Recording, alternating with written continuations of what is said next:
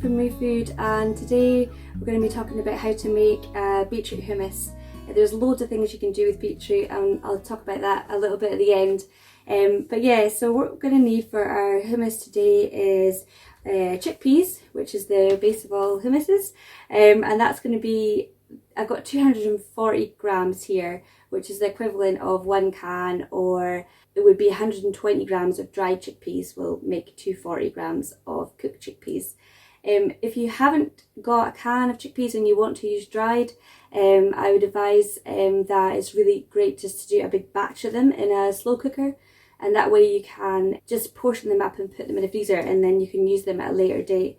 Then you've got lemon, garlic, tahini, salt, olive oil. I sort of suggest to use normal olive oil, not extra virgin or a different kind of oil, because it does alter the taste quite a lot when it comes to hummus anyway.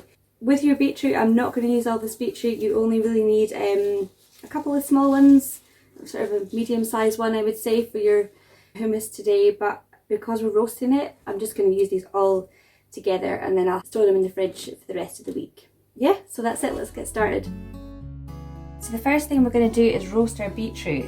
So just going to cut off the ends there, and then just going to chop off most of the leaves, and then just leave a little bit like that, and then pop them into your dish.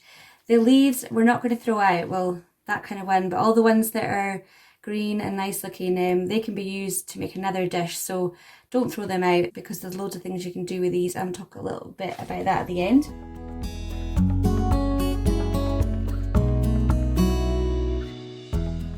Once you've got them in your dish, you can just pour a little bit of olive oil over the top, and then add a little bit of salt, and then just pop a lid on over the top.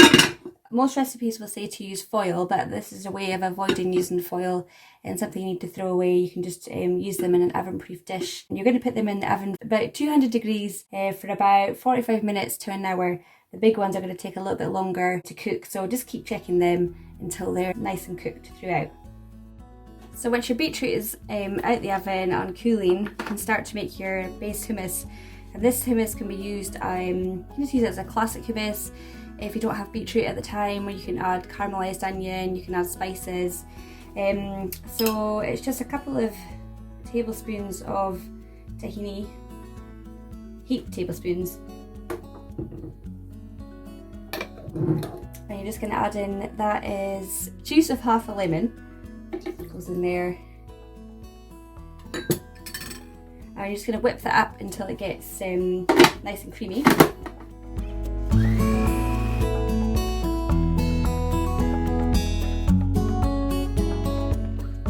It's gone a little bit weird today. I think it's really hot. It's really hot weather, so it's gone a little bit strange. But anyway, it'll turn out fine, I'm sure. And then you're going to add in your garlic. That's one large clove of garlic in there, and then half a teaspoon of salt, and your chickpeas,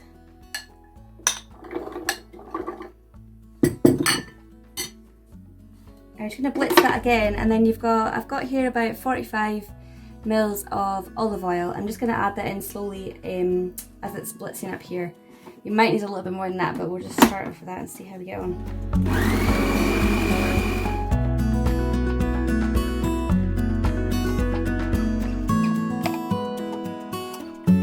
It's still really thick, that, so I'm going to add in another bit of olive oil and a little bit of water as well. I'll try like maybe 15 mils of water and see if that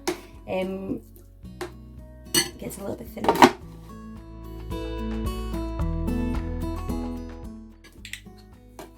That's looking a lot better now, like the hummus you might see in the shops. So that's the kind of consistency you're looking for. Some people like it a bit thinner. If you do, just add some more oil or water to that. And then just now we're just going to get our beetroot ready for going in there as well. So once your beetroot's out of the oven and it's nice and cooked like this, you let it cool down, and then you can just chop off the ends, and the skin will peel really easy off like that. It might be a good idea to wear gloves actually, otherwise you're going to end up with stained fingers like me. And also like try and keep it off your chopping boards if you can as well, stop them from getting stained too. And once you've got your skin off, you just chop it up a wee bit and then pop it in there.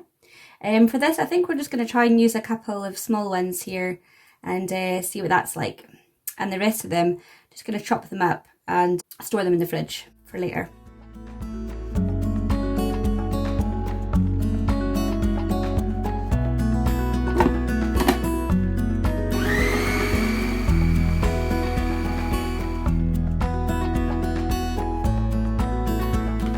Looking really good. At this stage you can kind of have a look at it and see if you want a bit more. I think I'm going to add a little bit more water to that, maybe, just to get a bit of a smoother consistency. But that's nearly ready.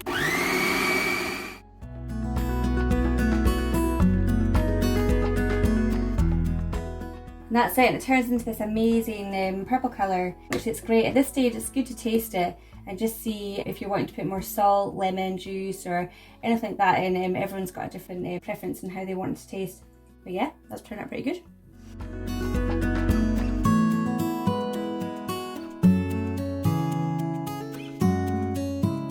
So that's it, that's our beetroot hummus made, and as you can see, it's just a couple of small ones really that you need to make your hummus, and the rest of them make up the rest of the stuff that's here. So that will be those cooked cubed beetroot will be good for a salad later during the week. They'll keep for a couple of weeks in the fridge. And then whilst the beetroot was cooking, I decided to use half the leaves and make another little salad. So I just fried them with a bit of oil, but chopped up the stems for about 5 minutes. Then added in a little bit of salt, zest and juice of half a lemon, a little bit of garlic, and some mayonnaise, and you could use yogurt as well.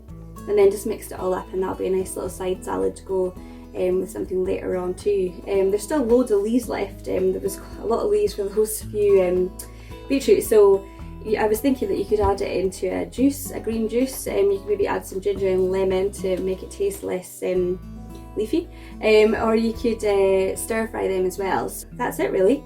Thanks very much for joining us, and we'll see you back here next time.